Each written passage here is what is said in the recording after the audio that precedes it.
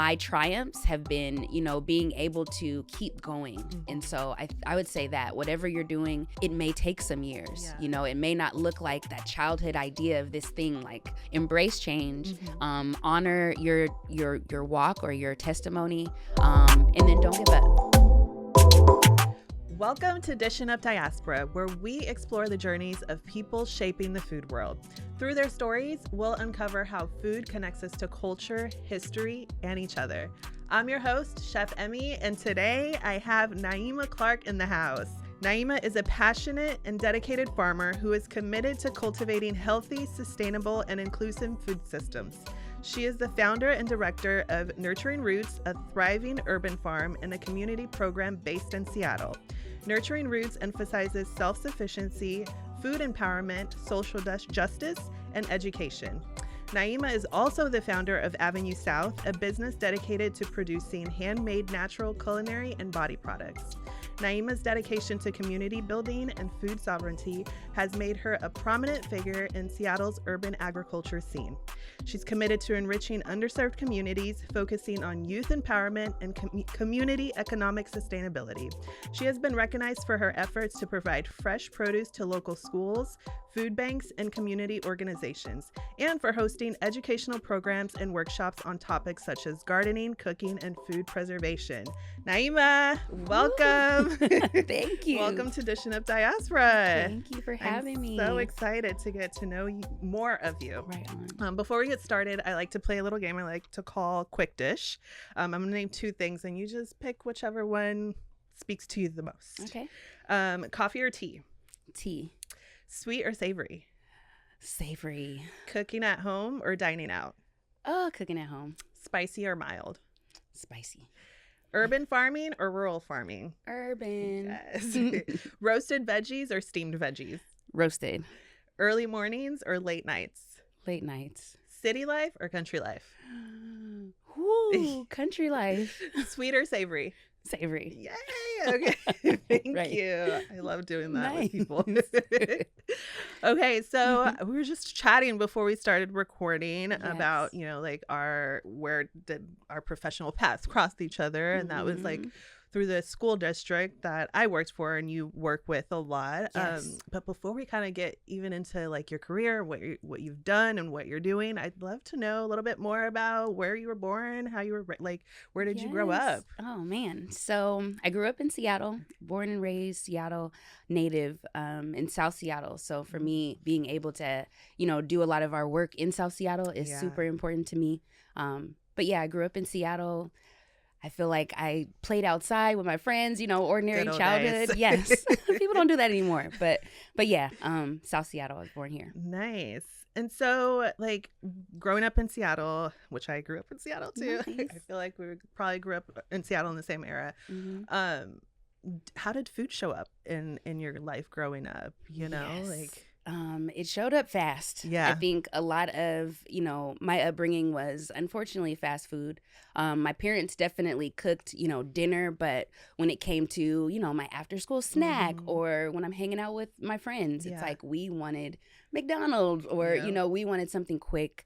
Holidays, being able to get together with family, of course, there was that down home cooking, but a lot of times it was fast food. I loved being able to take my coin to the store and pick up some chips when they were 25 cents. So it just showed up however, but yeah, usually it was some fast food. Okay.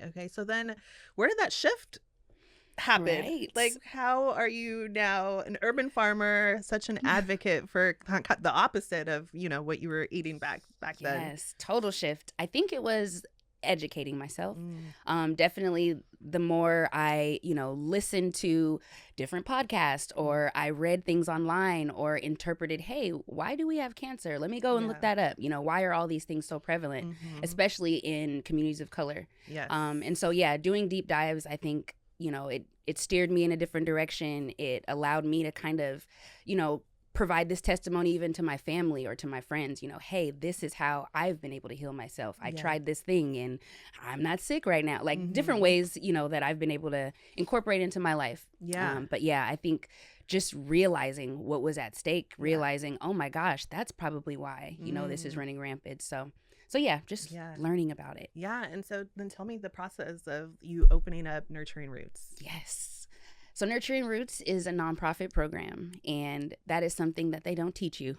I went to Rainier Beach High School, and we never had a nonprofit literacy class, or, we had do your resume, but not create your own business. Yeah. And so for me, it was learning about different institutions that were also nonprofits and realizing how they were able to access these large pools of funds and then find a way to use them for their own benefit. And so, you have big institutions, Red Cross, NFL was a nonprofit. Really? And so that was when I learned, hey, you could actually use this for whatever you want. Yeah. What if I had a really good, opportunity to provide to community? So deep dive Nurturing Roots. I feel like Google, it was my best friend. Graduated from Google University. But yeah, so being able to just learn about nonprofits, I identified, hey, this is a business I can start, and just hit the ground running. Started working with different community members, different organizations, asking how I could collaborate.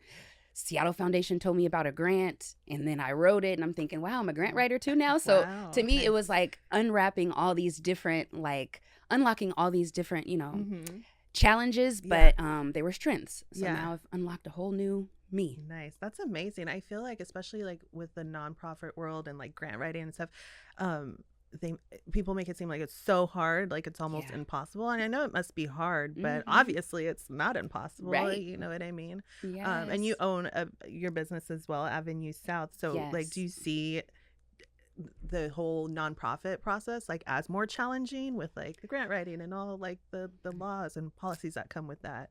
I think so. For me, a big thing is accountability. And so when I had my small business, we started at Pike Place Market. And so as a farmer producer at Pike Place, you have a certain amount of accountability, but also there's the bottom line of making money. So as a commercial industry, you can mark things up. You can put a cool label and color, and now I'm going to charge you a little bit more for it. And so I think, being at the market, it gave me, I'm thinking of your question again. Yeah, no worries. Can you repeat? What's my question? Where you were saying what the difference between yes, nonprofit and business. Sorry, girl. Okay, so we both have mom brain. Right, okay? it's a mom brain. So yeah, I think the difference really is the accountability. When you're working for community, you have a whole set of eyes that are looking at you in a different, I guess, with a different lens. Like when I think about the young folks that I have to, support or be able to be accountable to, it's what am I doing in my lifestyle? Am I practicing what I'm preaching type of thing? A lot of commercial industries, it's all about, oh, did you make some money? Good. You did a good job. Who cares who was hurt? I used to sell wireless a lot. It was sell 5 phones, even if they ask you for one. And so to me, it's a different accountability. So to me, I think it was refreshing to be able to be held accountable in that way. And it was also refreshing to learn things. So definitely harder, I'd say, the nonprofit, because it's unlocking different strengths. It's figuring out how you do these things. You might be the only one. A lot of my peers, they have 9 to 5s. It's not about create your own. And so even being in this unfamiliar lane and the unsurety about how is this going to pay my bills, there were a few years where I was just volunteering, but trying to make it work. So yeah, I'd say that was the difficulty, but it's felt so much better. Okay. Yeah, that would totally make sense.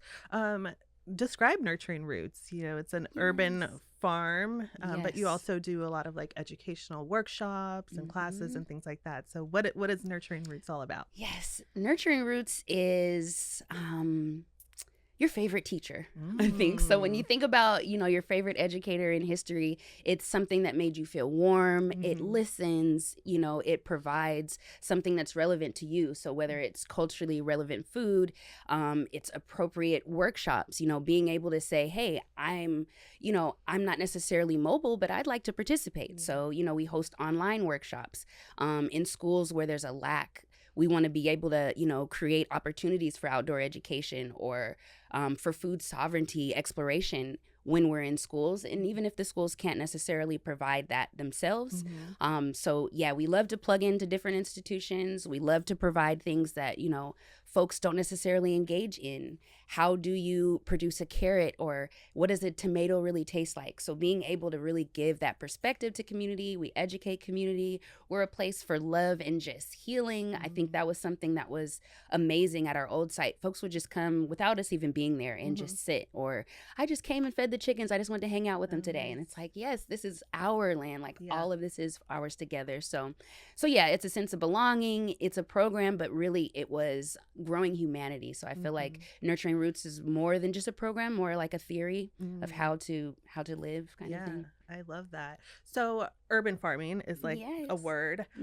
What is it, just because it's in an urban setting, or what are other differences between that and when you think farm, you think kind of country, rural? Yes. Urban farming, I think similar to urban spaces, is diversity. When I think about our farm, we are not growing one thing. I think about country farms. I think about monocultures. You're growing corn for 80 acres and that's all you're going to see. And so a lot of times, of course, we have limited space in urban environments. We have buildings, high populated areas. So we have to make the best out of the space that we have. So you will see, a diversity of crops. You may even see some livestock. You might not see a big cow, but, in urban environments, we can have hens, right? And so being able to have those, which is so funny, realizing I don't necessarily hear roosters back in the day. Did you ever hear roosters when you were younger? In Brazil, but not here at all, no. Yeah, and so for a while it's been outlawed. You can't have them in the city. So you can have hens, but roosters, I never hear a cockle-doodle-doo anymore. I used to. So yeah, urban. Really? Like even in Seattle? Yeah, back in the day, folks used to have them, and maybe it wasn't legal, but I would hear them, and I'm like, there's a rooster present. So even describing that to young people, or young boys, it's like, where's the other? Where's this? It's like, I know. So anyways, tangent, but for me, urban farming is diversity. It's creating spaces where, these animals may not be legally able to be here, but we're giving them a home, or we're allowing them to free range. But yeah, the biggest thing for me is diversity and being close to the city center. Gotcha. When I think of South Seattle, I know that it's kind of a food desert, you know what I mean? And even you speaking earlier about like your upbringing, it was like fast food and all that stuff, just because good stuff wasn't really available. It's still not as available as like other areas. And for those listening, South Seattle has always been kind of a predominantly like minority Black, before the gentrification. I'm wondering, when you started Nurturing Roots, and started advocating for, good food and farming and things like that, was there like pushback from the community, like just because they didn't understand, they weren't like aware of these things, especially like with the youth who they don't like, their life is fast food and stuff like that. So seeing like a carrot pulled out of the ground, even sometimes for me, I'm a chef, so and I know that food comes from the dirt, okay? But I feel like we get desensitized so much. Like I spent a summer on a farm, and like I tell you, like it was this weird trippy experience of like pulling the veggies out of the dirt. It was like weird. I was like, aren't they supposed to be cleaned off and like on the shelves? It was like this like weird like space, like so I can only imagine kids who are not exposed to that's where food comes from, right? How is that kind of like bridging that? Oh my goodness. So it's give and take. I notice with my younger age group, so we do a lot of early childhood up to our elders.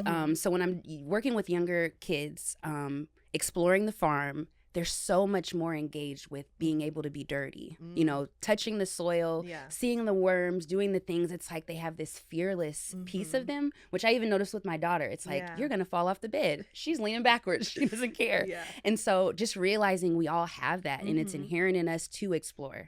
When I deal with the older folks, we get into high school, then they've got nails. I've got my brand new shoes. I don't want to touch that. My mom said I can't do that today. I'm going to get dirty. And it's like, what? So I see where, when we're younger, we have this ability to kind of just, be these free spirits and have this energy that is curious.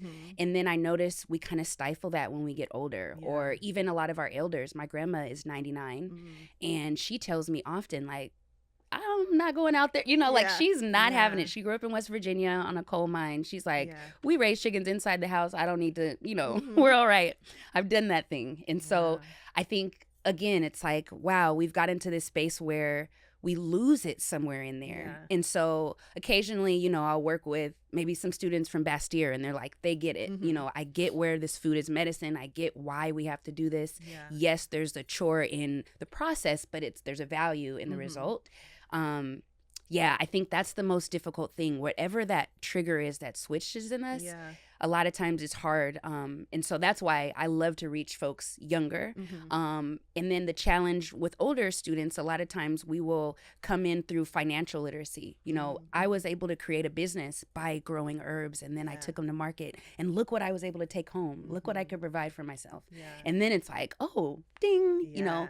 And I think that a lot is because this capitalist mindset it's almost like nourished in us also. And so where we lose this, appreciation for holistic methods, then we branch off in this other zone. So yeah, it's give or take. It just really depends on upbringing. Sometimes I have students, this is all they do. They're vegan. My parents always do this. My grandparents grow in our backyard.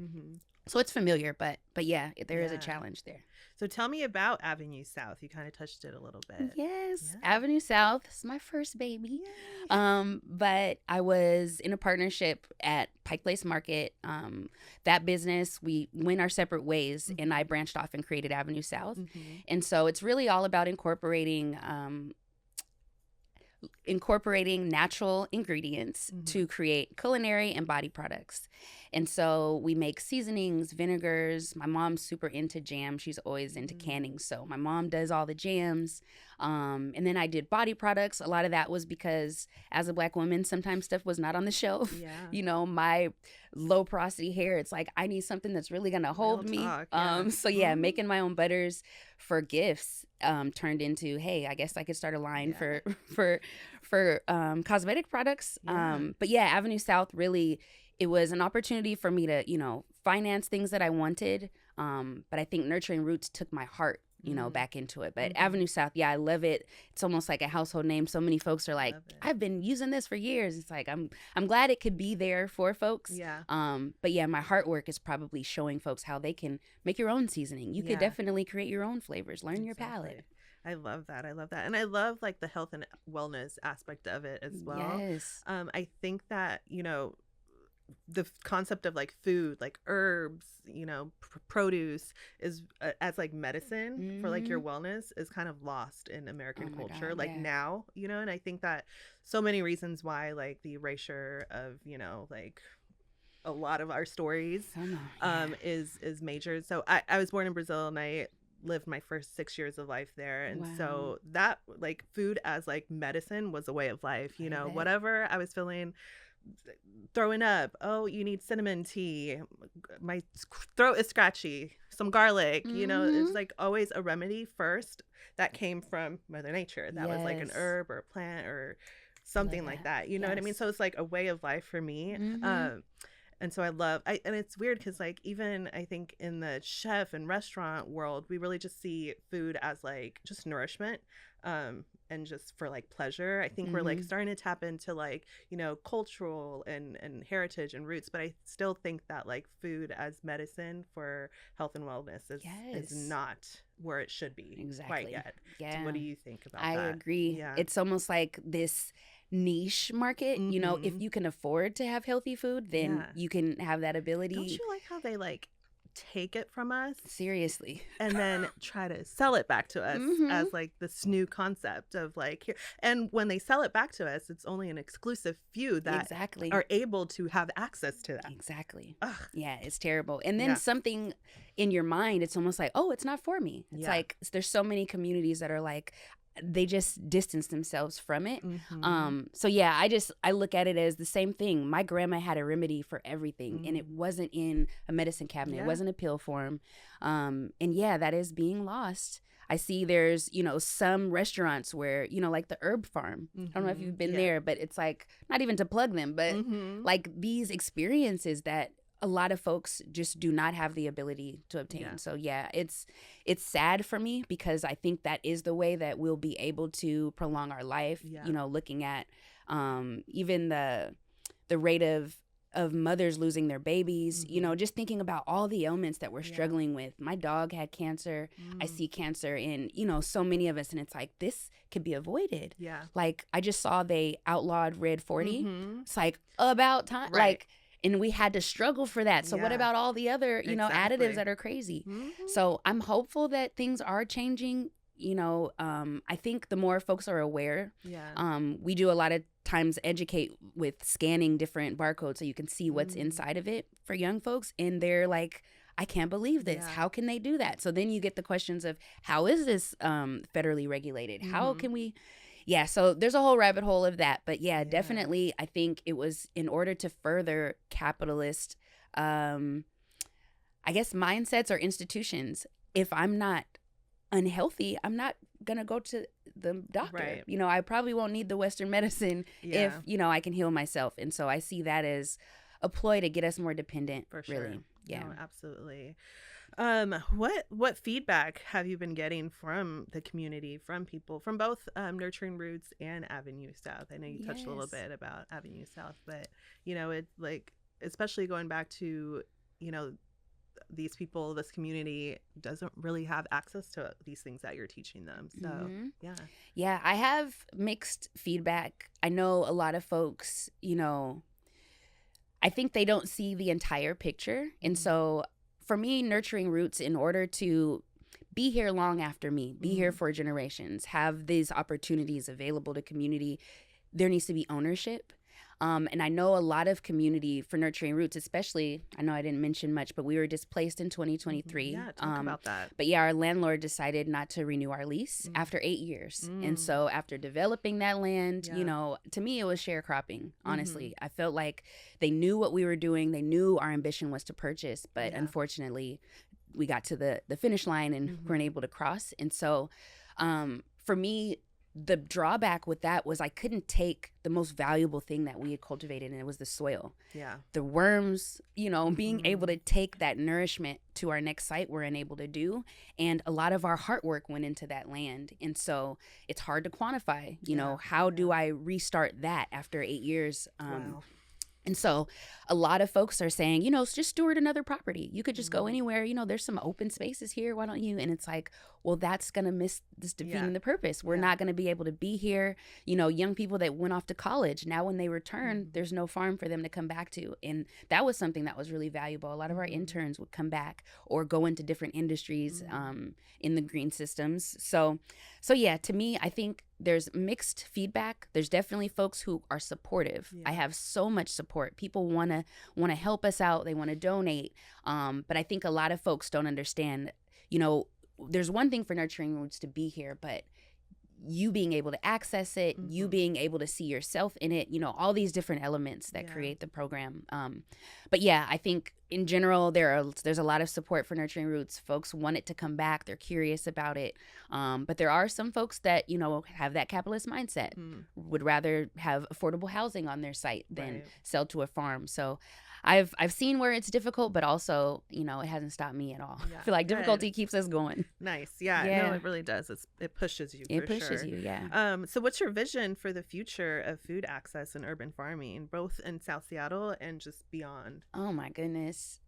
I have seen so many, and I don't know, sometimes they're dreams, but I've seen so many things, even just sliding on social media, and it's like, wow, there are rooftop gardens, there are countries that get it, you know, there are different spaces where they're burning garbage instead of it just piling up in the ocean or into a landfill, and it's going back into renewable energy and heating this whole space. You know, there's all these different solutions to, I think, our climate crisis that I see being fixed. Water desalination, like there's all kind of different things where it's like people are going to have to do it. Seeing these fires in California, it's so sad. And also it's something that folks predict, you know, seeing how they've, you know, taken advantage of, you know, a lot of folks with their insurance, but also, you know, not allowing I mean, there's so many things, but to me, it's overwhelming. The future, you know, the future is I see Nurturing Roots being able to do more things, internationally. I'd love to be able to go to a community and learn, like growing coffee. We had a plant in our in our farm that I was just babysitting for one of my coffee friends at Avol. Yeah. He has a shop, and yeah, so being able to just learn how we grow these different ethnically appropriate foods, I think a lot of us, see them every day, but don't know what they look like when they're in the ground or don't know what they're like on the tree.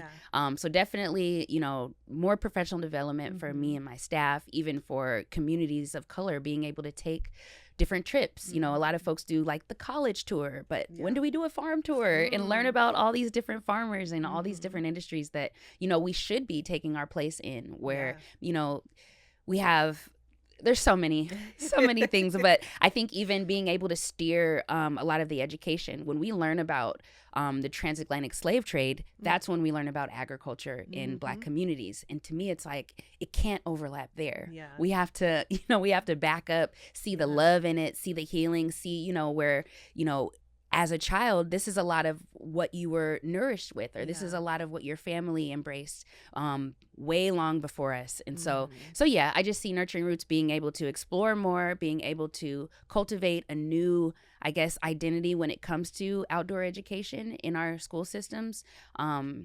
Yeah, and I see us being able to have, a larger space. I definitely see this site that we're hoping to purchase being ours in the next couple months. Nice. But yeah, just exploring more and unlocking new strengths. Yeah. Why, like, for you, why is it important for people to know how their food grows, like where they come from, even, like why is that important to you? For me, it's power. It's empowering for me to be able to provide, being able to cook a meal for my family and see them satiated and happy. Like, to me, that is so important. It's so important to be able to source things. I think a lot of times you have these barriers. And so, food access is so important. But knowing where your food is coming from is so much more important, because there are systems that don't care about, how healthy you are, the drawbacks of them using these pesticides or, these different methods of growing things. And so for me, it's so important for us to be able to take the control of that, because it's empowering, it's health, it prolongs life. It allows you to give different techniques to your children. I think a lot of, our disparities, when you think about diabetes, it's because this is the same food, or this is the same thing that's been done. It's not necessarily hereditary. And so I think teaching us where, we need to have better, what am I thinking? When you do something all the time. I'm sorry. Habits. Yes. Having healthier habits, for sure, I think is something that is so important. And then I just think about, I used to watch a lot of zombie films. I'm super sci-fi. Me too. And so anytime the world is ending, or anytime, we can't find food, and so I'm going to raise my hand and be like, I got some seeds in my pocket, y'all. Walking Dead. Okay. You're the farmer. Yes. People are going to be calling me up. Yes. So yeah, we need the folks with the boats. We need folks that have the bunker, and the folks that can grow food. I love it. And I'll cook it. Yes, right. I'll be calling you. I like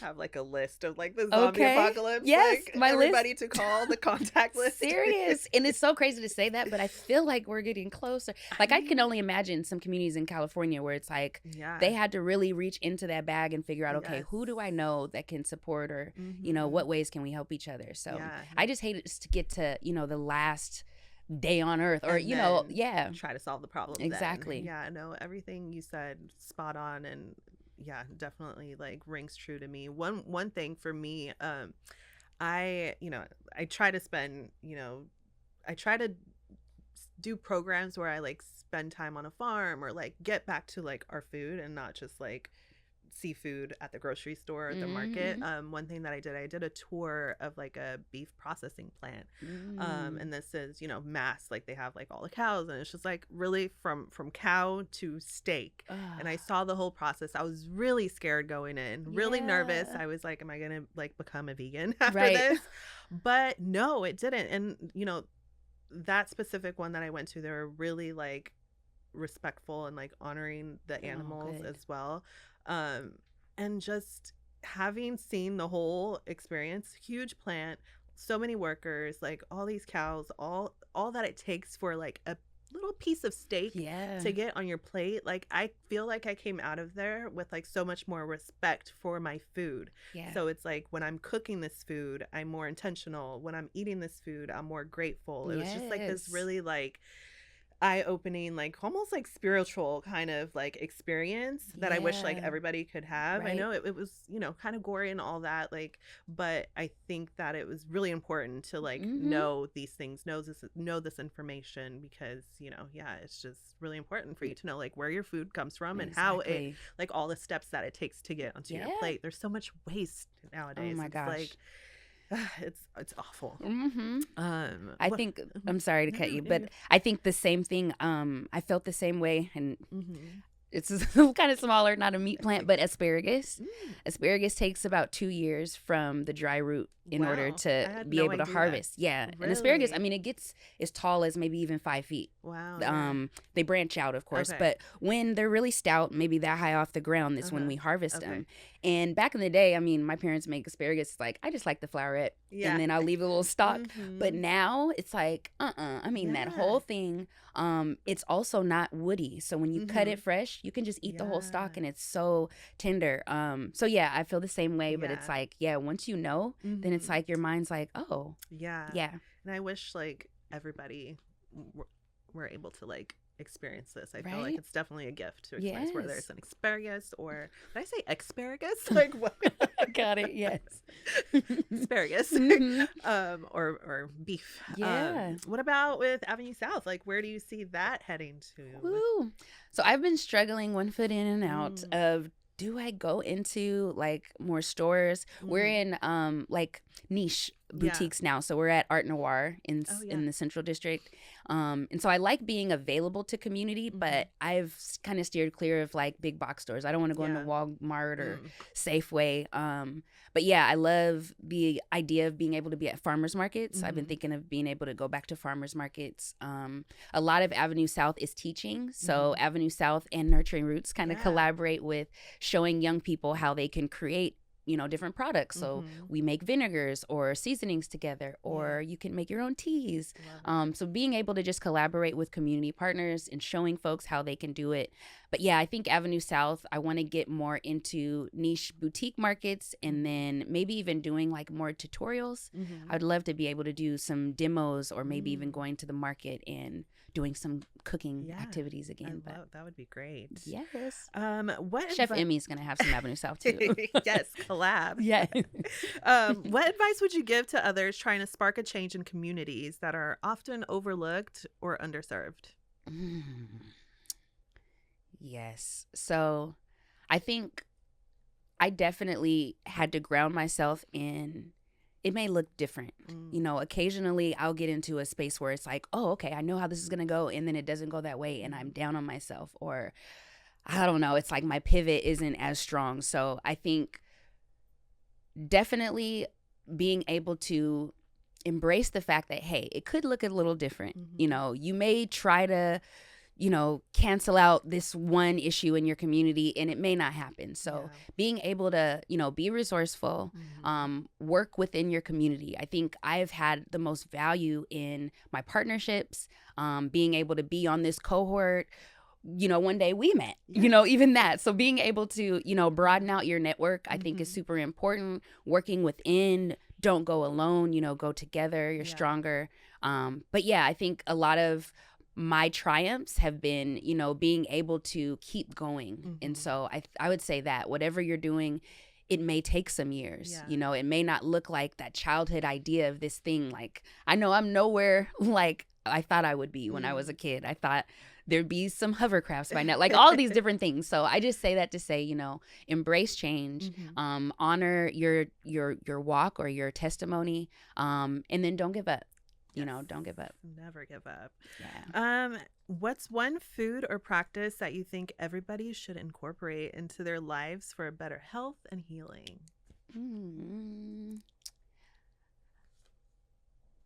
Well, I guess I'd say habit, of course. Grow some food. Yes. Grow something. Where can people start? Right? So tropical plants, I feel like those are really easy. Pothos, if you have some space in a window, sometimes even you have a shaded area, those will grow. They thrive. They love to breathe. Maybe even a snake plant, a mother's tongue. But yeah, some low maintenance tropical plant, just so you can feel like your thumb is turning green. Yeah. I think then get into the space where you're actually like embracing the plant or talking with it. I was talking to someone earlier and it's like, yeah, you got to get to know your plants. Yeah. And so I always tell folks, just a healthy tip, feel the soil, because that's where your plant is growing from, and that's where it's drinking. So if you feel under the top layer, usually you'll know whether or not it needs water. Some folks overwater, and that's usually why That the would plant. be me. Yes, feel where it's drinking. Okay. But yeah, I think it's just like we get to know our babies. Like you just Yeah. have to really get to know them and take that time. A lot of folks don't, and that's where their green thumb starts to dry out. But Okay. so yeah, growing tropicals, and then maybe get into something really easy, maybe some lettuce or basil, just some easy crop that you can produce in a window. There's a lot of window friendly plants. And then I'd say for sure rosemary. Okay. Rosemary is it's like an ornamental nowadays. A lot of folks, I see it in landscaping, but me too. it's anti-inflammatory, antimicrobial. It's amazing in food. Like it's fantastic. You can stimulate your hair follicles. So like rosemary is something that you see all the time, but recognize it. It's fantastic. It has a lot of oils. So I even throw rosemary in my fire pit when I'm outside. So yeah, many uses, but I'd say get familiar with some rosemary. I make a rosemary tea and it helps anytime I get a scratchy throat. It's gone. That's But a new one for scratchy throats. love Nice. rosemary. Might have to add that to my dad's garlic tea. Yes, that he makes. Right? Might taste a little better. Exactly. I'm like strange. I actually like his garlic tea. Nice. But I mean, I've been taking it since I was a little girl. Right. So it's So you've like, acclimated. let's have it now. But that's good. Exactly. Well, tell me how folks can support your work, get to know you better, follow Yes. you. Let us know. Right. Like, how can we do that for you? On Instagram, we are at Nurturing Roots Farm. So check us out there. Avenue South is on Instagram at Avenue South Seattle. And the project, you can definitely check out our website, nurturingrootsfarm.org.